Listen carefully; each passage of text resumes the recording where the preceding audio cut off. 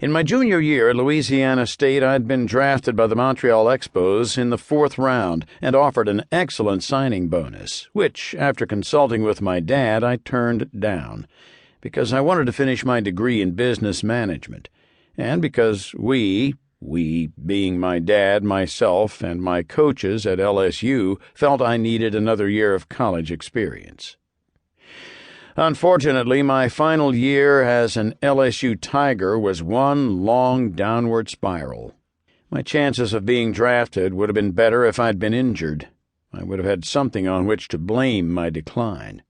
After being a college all-star in my junior year, my average fell from .331 to .270, my stolen bases from 45 to 19, and I was caught stealing 9 times.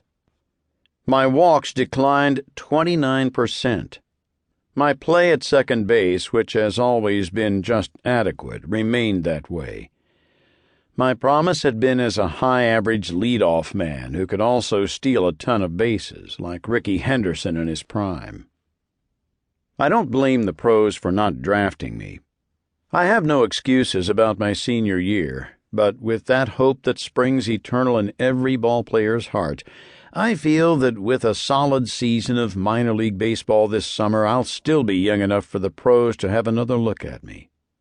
After this year's draft, Baseball America mentioned that I was the best-looking second baseman not drafted.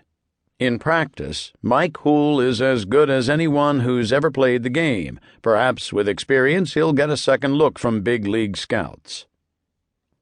"I can get you a contract with this team in Iowa," Justin Birdsong was saying. "League representative called this morning. One team has openings for several players, but they're especially interested in you. Asked about you specifically. You'll be with a semi-pro club in the Corn Belt League. They claim they play good quality baseball, AA quality, they assure me. They also tell me that major league scouts make regular stops at all the ballparks in the league. You ever heard of the Corn Belt League, Mike?" "No. Have you?" "I just thought with it being in the Midwest and all." "What part of Iowa is it in?" "East Central," the guy said. He was quite a small-town booster. Could get a job as a sideshow barker any time.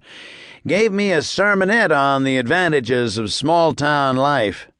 The time he finished, I was homesick for my folks' little clapboard house in Arkansas for about 15 seconds, until I remembered having to sit in the balcony of the movie theater and that there were 2 sets of washrooms and water fountains at the town service stations. It had never occurred to me that Justin Birdsong was black. "Anyway, are you interested?" "Teams in organized baseball aren't exactly burning up the wires to either of us." "That's the spirit," said Justin. "I'll tell them you accept. They'll wire you your travel money. You're to report to Grand Mound, Iowa, day after tomorrow. You fly into Cedar Rapids, and someone will meet you there. By the way, since the Corn Belt League is unaffiliated, all the teams are self-supporting. What will happen is you'll get a base salary, and one of the local merchants will give you a job in the mornings. You'll have your afternoons free to practice and your evenings to play baseball." The salary he named wasn't enough to pay room and board, and I told him so. "You get free board and you room with a local family, so that lowers your overhead considerably." "Great. I get to live American Gothic." "In case I didn't mention it," Justin Birdsong added, "I only take commission on your baseball salary." "What kind of morning job?" I asked. "I'm a business major. I don't want to work in a packing plant or a welding shop."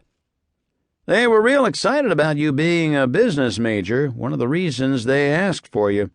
The local insurance office will pay you to work for them. You'll do fine, Mike. They're go-getters out there, small-town proud, real excited about having you play baseball in Grand Mound." "It doesn't look as if I have much choice," I said. "I'll be there.